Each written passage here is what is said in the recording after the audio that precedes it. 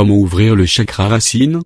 Les chakras sont des centres énergétiques du corps humain qui sont responsables du comportement psychologique et des ressentiments.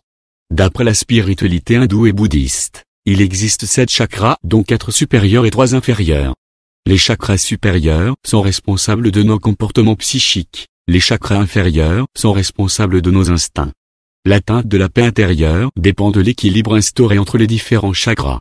Ainsi, est-il important de savoir comment les ouvrir afin d'influer sur votre humeur, sur votre stabilité morale et mentale. Le chakra racine est le premier chakra et constitue le plus important. Le premier chakra. Le chakra racine est le premier chakra parmi les 7, et donc le chakra de base. D'ailleurs c'est pourquoi il est appelé chakra racine. Il se nomme également chakra fondation. De couleur rouge, il se trouve juste après le périnée, à la base de la colonne vertébrale. C'est le chakra qui nous lie à la terre-mère et nourricière, mais également à notre corps physique et psychique. Si le chakra racine est fermé, nous aurons une propension au manque d'estime de soi, à la volatilité, au stress et à l'anxiété. Cette fermeture atteint également notre capacité de concentration et de mémorisation. Nous perdons de plus en plus notre vigueur physique et psychique, nous perdons le sens des réalités et des priorités. Pour le travail de rééquilibrage des chakras, il ne s'agit pas de rendre moins actifs certains chakras hyperactifs. Il faut juste réussir à ouvrir ces chakras fermés pour permettre à l'énergie de circuler librement. Ce qui harmonise tous les chakras naturellement. Quel intérêt à ouvrir un chakra racine? Le chakra racine est responsable du bien-être physique et de l'épanouissement psychologique. Ce qui fait que sa fermeture nous enlève le goût à la vie. Cela se ressent sur la mine, la démarche, la réactivité, etc. Cela peut arriver à un stade où vous perdez confiance en vos amis et en votre entourage.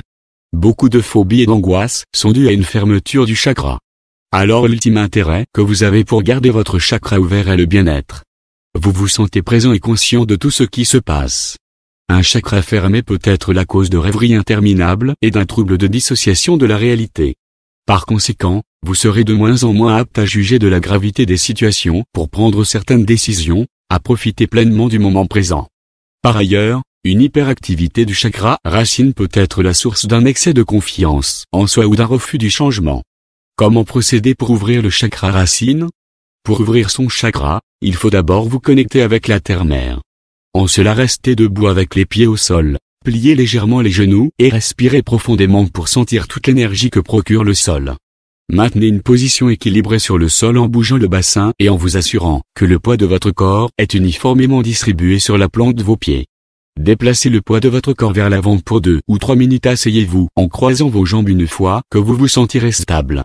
Unissez votre pouce et votre index pour marquer la communion et concentrez-vous sur les notions de paix intérieure et d'harmonie du corps. Dans un calme et une sérénité divine, entonnez un Om, en revisitant tout votre être, en communion avec votre chakra racine, en rétablissant votre confiance, votre bien-être et votre capacité de concentration. Dans une situation de détente absolue, visualisez une fleur rouge fermée et accompagnez son ouverture qui vous irrigue de son parfum et de sa prestance. Enfin, contractez le périnée en inspirant, puis en expirant et vous voici avec un chakra ouvert.